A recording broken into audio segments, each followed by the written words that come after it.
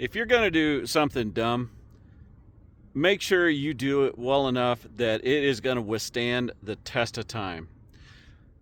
Make it so good that your kids and your grandkids will be able to look back on your stupidity and go, that right there, that's the reason we don't use feelings when we make decisions.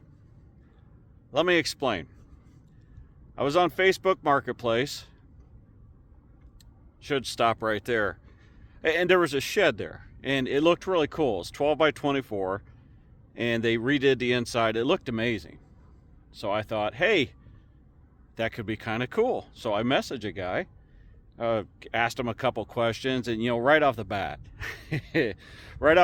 you could tell he had been screwed with a lot, right? He didn't want to put up with it. He was like, oh, I'm not holding it for anybody, all this stuff. And I don't blame him. I get it. If you've ever sold stuff like that, that's frustrating. I said, do you know how to move it, or how did you move it? And he's like, yeah, this is the company that built it. So I call them, and I talked to the lady, and she's like, oh, is this the one in Bettendorf? I'm like, yeah. She goes, oh.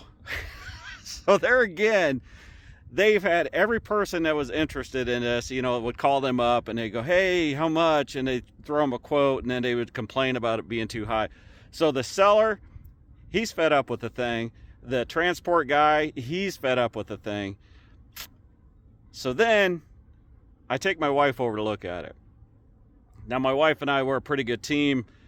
I would say in the past 27 years of marriage, maybe a handful of things we really didn't agree on.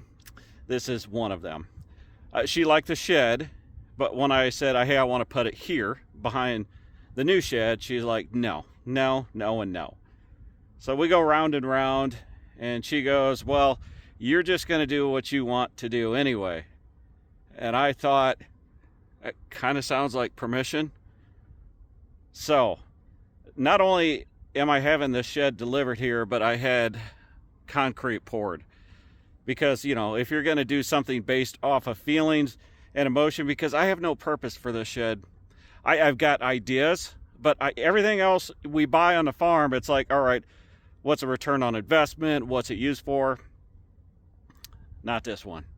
Possibly a studio going down the road, but the studio we built, when we built it, we had a contract for a multi-year radio show.